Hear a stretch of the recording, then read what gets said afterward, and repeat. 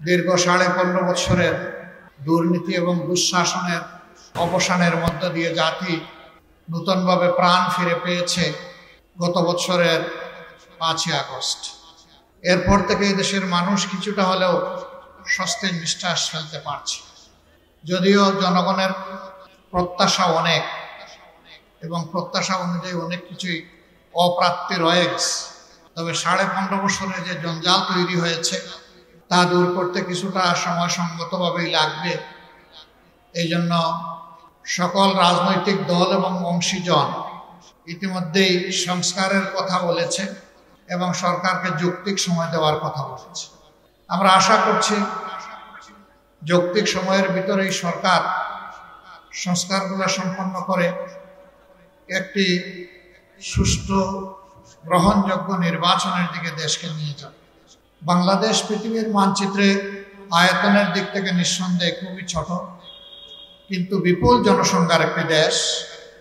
এটাকে বিশ্বের 7ম বা 8ম জনবহুল দেশ ধরা হয়ে থাকে, আর জনঘনত্বের দিক থেকে বিশ্বের 1 নম্বর দেশ। নির্দিষ্ট জমির মধ্যে এত মানুষ দুনিয়ার আর কোথাও বসবাস করে না। 2 নম্বর পজিশনটি হচ্ছে চায়না। চায়না আমাদের চাইতে অনেক কম ঘনত্বের দেশ। এই দিক থেকে এই বিপুল জনসংখ্যা আল্লাহ তাআলার পক্ষ থেকে এই দেশের মানুষের জন্য এবং বিশ্বের মানুষের জন্য একটি নিয়ামত।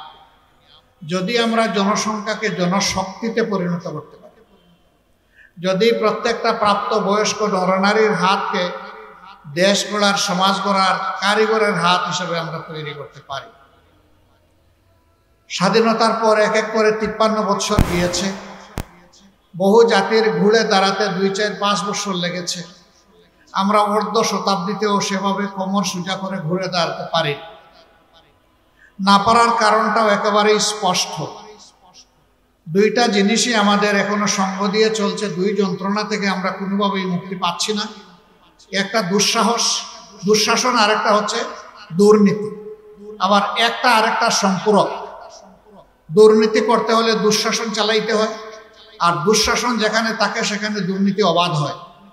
এই 2টা কেউ কাউকে বাংলাদেশের 53 বছরে ছাড় দেয়নি, সঙ্গী হয়ে আছে। যারা ক্ষমতায় গিয়েছেন, যাওয়ার আগে জনগণকে তাদের অনেক ভালো চিন্তার কথা, পরিকল্পনার কথা তাদের ইশতেহারে তুলে ধরেছেন, বক্তব্যে তুলে ধরেছেন, কিন্তু সেই সমস্ত বক্তব্যের যথার্থতা এবং বাস্তবায়ন খুব কমই জনগণ খুঁজে পেয়েছে। বরঞ্চ দেশকে তিলে তিলে দুর্নীতির মহাসাগরে ডুবিয়ে দেওয়া হয়েছে। বিগত সরকারের সময় এটা ভয়াবহ রূপ ধারণ করেছিল, যার করাল গ্রাসে গোটা বাংলাদেশ, আর জনগণ হয়েছিল সবাই তার প্রতির শিকার।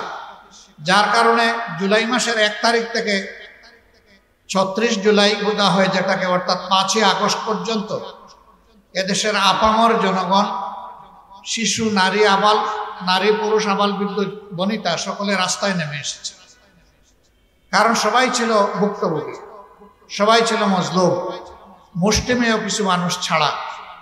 যারা আপামর জনগণকে কষ্ট দিয়েছে, নির্যাতন করেছে, জুলুম করেছে, খুন করেছে, গুম করেছে, সম্পদ লুণ্ঠন করে নিজেরা নিজেদের কপাল গড়েছে, বিদেশের মাটিতে পাচার করেছে এবং মানুষকে জেল জুলুম অত্যাচারে একদম জর্জরিত করে তুলেছিল। অসংখ্য মানুষকে শুধু খুন করে নাই, তারা অসংখ্য মানুষকে জীবনের তরে পঙ্গু করে দিয়েছে। এমনকি ক্ষমতার শেষ দিন পর্যন্ত তারা এই কাজটা করেই গিয়েছেন। যে কোনো মূল্যে গদি তাদের থাকতেই হবে, জনগণ মরুক কিংবা বাঁচুক। সরকার তো জনগণের জন্য, কিন্তু তাদের থিওরি ছিল সরকারের জন্য জনগণ। সরকার ঠিক থাকলে দেশ ঠিক আছে, জনগণ ঠিক আছে, সরকার নাই, কিছুই দরকার নাই, এরকম একটা বেপরোয়া ভাব তাদের মধ্যে ছিল। যার কারণে তাদের বিদায়টা সম্মানজনক হয়নি। রাজনীতিতে এরকম অসম্মানজনক বিদায় দুনিয়ায় খুব কমই হয়েছে, কিন্তু যেখানে হয়েছে তারা কিন্তু আর ফিরে আসতে পারে না। এখানেও জনগণকে যে পরিমাণ কষ্ট তারা দিয়েছে, বিশেষ করে আমাদের যুব সমাজের সামনে যেভাবে তারা বন্দুক আর মুগর নিয়ে দাঁড়িয়ে গিয়েছিলেন, এই যুব সমাজ যতদিন বেঁচে আছে তারা এই অপকর্মকে ভুলবে না এবং তারা ক্ষমাও করতে পারবে না।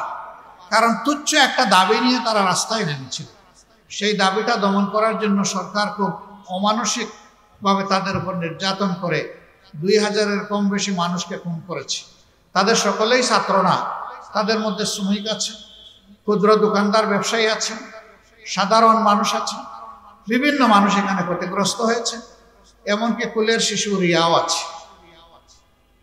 তো এই আবু সাইদ থেকে শুরু করে রিয়া পর্যন্ত যারা মারা গেলেন, তারা কি দোষ করেছিল এই সরকারের কাছে? এমনকি এতটা তারা কঠিন হয়ে উঠলেন যে শুধু জমিনের বাহিনীগুলোকেই নয়, আকাশে বাহিনী পাঠিয়ে আকাশ থেকেও গুলি করে তারা মানুষ খুন করলেন। এটা কি আসলে একটা যুদ্ধ চলছিল? তাহলে যুদ্ধ হলে কার বিরুদ্ধে? যদি এটা যুদ্ধ না হয় তাহলে আকাশ পথে এই হামলা কেন?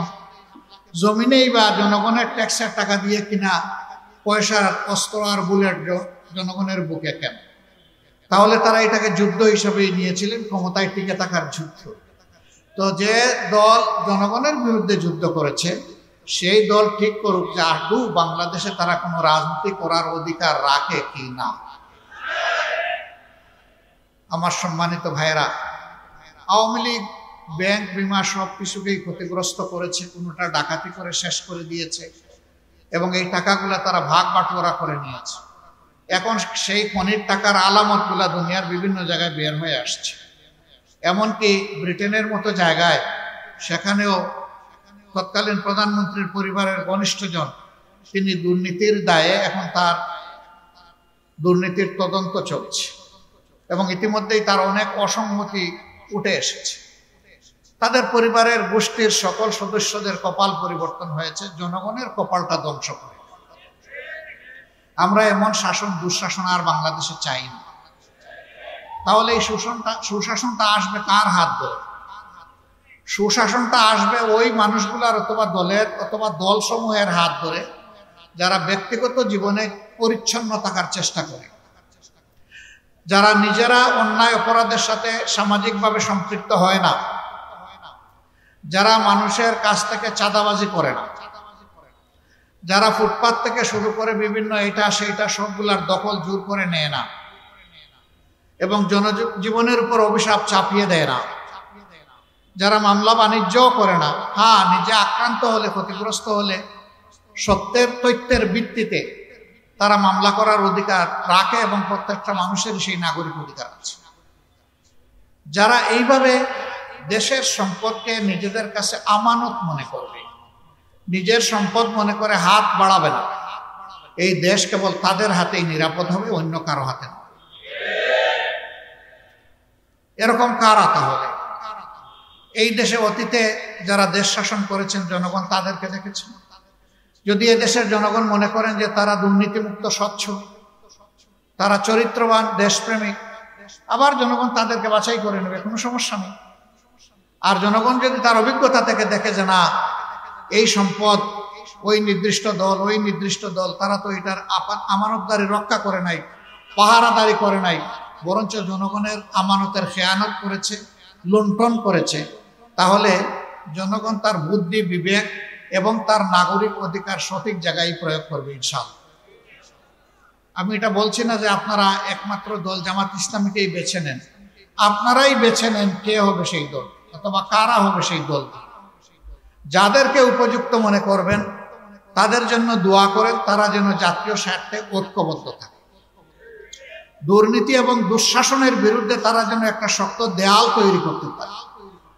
তারা যেন জনগণের পাশে দাঁড়িয়ে ব্যবসায়ীকে বলে, ভাই তুমি ব্যবসা করো, আমরা তোমার ব্যবসায় কোনো চাঁদাবাজ যাতে না আসতে পারে তার জন্য তোমার পাশে থেকে আমরা লড়াই করব। একজন কৃষক সে যেন মাঠে ফসল ফলাতে গিয়ে এটুকু নিরাপত্তা অনুভব করে যে আমি আমার দেশকে আমার সমস্ত সামর্থ্য উজাড় করে দেব, দেশ যেন আমার পাশে থাকে, সরকার যেন আমার বিপদে আমাকে সাহায্য করে, আমাকে যেন রাস্তা দেখায়, আমার উৎপাদনের জন্য সরকারও অংশীদার হয়। কৃষকের মনে সেই আস্থা তৈরি করতে হবে। একজন শ্রমিক যখন কাজ করবেন তখন তিনিও যেন তার শ্রমের ন্যায্য প্রাপ্তিটা বা মূল্যটা সঠিক মতো পান, এটা নিয়ে যেন কোনো টাল বাহানা করা না হয়। আবার মালিক যিনি বিভিন্ন ব্যবসা অথবা ইন্ডাস্ট্রি গড়ে তুলেছেন তিনিও যেন এই নিরাপত্তাটুকু অনুভব করেন যে চাঁদাবাজরা যখন তখন এসে তার উপরে হামলা চালাবে না, অভিযান চালিয়ে তাকে বিব্রত করবে না, তার উপরে জুলুম করবে না, তাকে শোষণ করবে না। এবং তিনি যেন মনে করেন যে আমার শ্রমিকদের হাত মেধা যদি ঠিক থাকে তাহলে আমার কলকারখানা ঠিক মতো চলবে। যদি আমার শ্রমিকরা সন্তুষ্ট না হয়, তাদের ন্যায্য পাওনা আমি তাদেরকে না দেই, আমি যদি তাদের ক্ষতি করি, ঠকিয়ে নেই, তাহলে আমি ঠকাবো এবং আমার এই ব্যবসাও ধ্বংস হবে, আমার ইন্ডাস্ট্রি ধ্বংস হবে। অতএব মালিক শ্রমিকের মাঝে এইখানে বোঝাপড়া থাকতে হবে, আন্ডারস্ট্যান্ডিং থাকতে হবে, ন্যায্যতার ভিত্তিতে। এমন একটা জাস্ট সোসাইটি বা এমন একটা সুবিচারপূর্ণ সমাজ আমরা দেখতে চাই। আমাদের সন্তানেরা শেষ পর্যন্ত একটাই স্লোগান দিয়েছে, উই ওয়ান্ট জাস্টিস। আমরা সমাজের সকল ক্ষেত্রে ন্যায় বিচার চাই, সামাজিক ন্যায় বিচার আমরা দেখতে চাই, কোনো বৈষম্য চাই না। পরবর্তী পর্যায়ে তারা তাদের একটা ব্যানারেরও নাম দিয়েছে বৈষম্য বিরোধী ছাত্র আন্দোলন। তারা বৈষম্য দেখতে চায় না।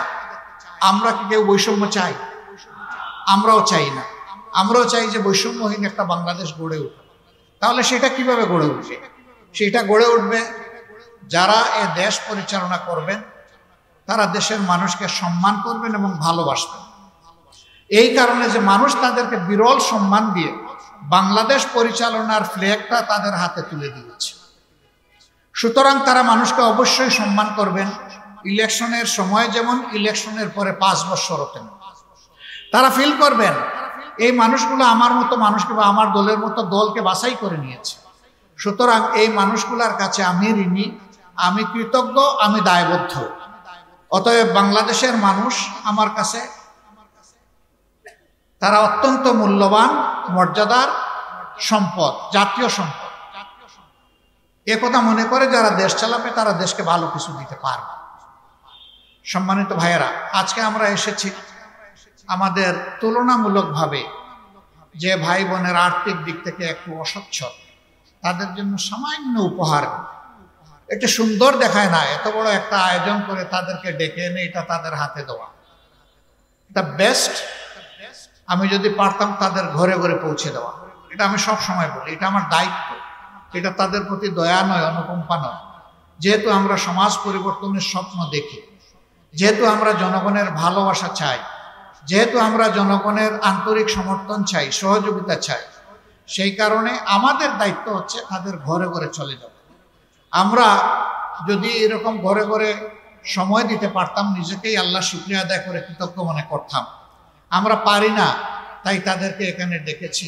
এটা তাদের মর্যাদার সাথে পুরাপুরি যায় না। আমরা এই জন্য আন্তরিকভাবে তাদের কাছে দুঃখ প্রকাশ করছি। তারা যে দয়া করে আমাদের দাওয়াতে এখানে সামিল হয়েছেন, এটাই বরঞ্চ আমাদের প্রতি তাদের অনুগ্রহ। আমরা এই অনুগ্রহের জন্য তাদের কাছে কৃতজ্ঞ। তারা এই যে এসেছেন, আমাদেরকে সম্মানিত করেছেন। আমরা তাদের কাছে একটা দোয়া চাই, আমরা যেন জাতি, ধর্ম, দল, মত নির্বিশেষে এদেশের প্রত্যেকটি নাগরিককে অন্তরে ধারণ করতে পারি এবং সবাইকে যেন সম্মান করতে পারি। যদি আমরা সবাইকে সম্মান করতে পারি, তাহলে সম্মান এবং ভালোবাসার একটা সোসাইটি আমরা পাবো ইনশাআল্লাহ। আর আমি যদি একজনকে সম্মান করি, তাহলে না আশা করব যে আরেকজন মানুষ অন্য আরেকজন মানুষকে সম্মান করবে। কিন্তু সেই আমি ব্যক্তিটাই যদি কাউকে সম্মান না করি, তাহলে এই সমাজটা সম্মান এবং ভালোবাসার হবে আমি আশা করি কেন? এটা তো অন্যায় আশা করার। অতএব আল্লাহ যেন আমাদেরকে সমস্ত মানুষকে সম্মান করার তৌফিক দেন, আপনারা দোয়া করবেন। আর আমরা আমাদের প্রিয় দেশবাসীকে পক্ষ বিপক্ষ, মেজরিটি মাইনরিটি এগুলাতে আর ভাগ করতেও চাই না, দেখতেও চাই না। এই জন্যে সকল ধর্মের মানুষকে সম্মানের সাথে আমরা একটাই কথা বলি, বাংলাদেশে আমরা যারা জন্মগ্রহণ করেছি, আমরা যারা এদেশের নাগরিক, এখানে ধর্ম পরবর্তী বিষয়, কিন্তু প্রথম বিষয় হইল আমরা এই দেশের নাগরিক। আল্লাহ আমাদেরকে এই দেশে পয়দা করেছেন, আমাদের সংবিধান সবাইকে সমমর্যাদা দিয়েছে। সেই মর্যাদার কারণেই আমরা সকলেই বাংলাদেশের গর্বিত মর্যাদাবান নাগরিক। অতএব এখানে যেন মাইনরিটি এবং মেজরিটির কোনো প্রশ্ন না আসে। ধর্ম কারো উপর কোনোটাই চাপিয়ে দেওয়ার ব্যাপার নয়। ধর্ম মানুষের মনের আন্তরিক নিবেদনের প্রশ্ন। মানুষ যেটা পছন্দ করবে সে ওইটা ভালোবেসে গ্রহণ করবে। ইসলামও কারো উপর চাপিয়ে দেওয়ার ধর্মের নাম নয়। সুতরাং আমাদের কোনো এখতিয়ার নাই এই সমস্ত বিষয় নিয়ে কারো উপর জোর জবরদস্তি করা। এই সমস্ত ক্ষেত্রে আমরা এবার মূল থেকেই বলে আসছি, এই পরিবর্তনের সাথে সাথে, যে আমরা অবশ্যই দেখতে চাই না majority minority, but we want unity. আমরা এদেশের নাগরিকদের দেশের স্বার্থ সংশ্লিষ্ট ব্যাপারে আমরা ঐক্য চাই। এই ঐক্যটা যদি আমাদের সুদৃঢ় থাকে তাহলে এই জাতির বিরুদ্ধে কারো কোনো ষড়যন্ত্র কোনো কাজে লাগবে না ইনশাআল্লাহ।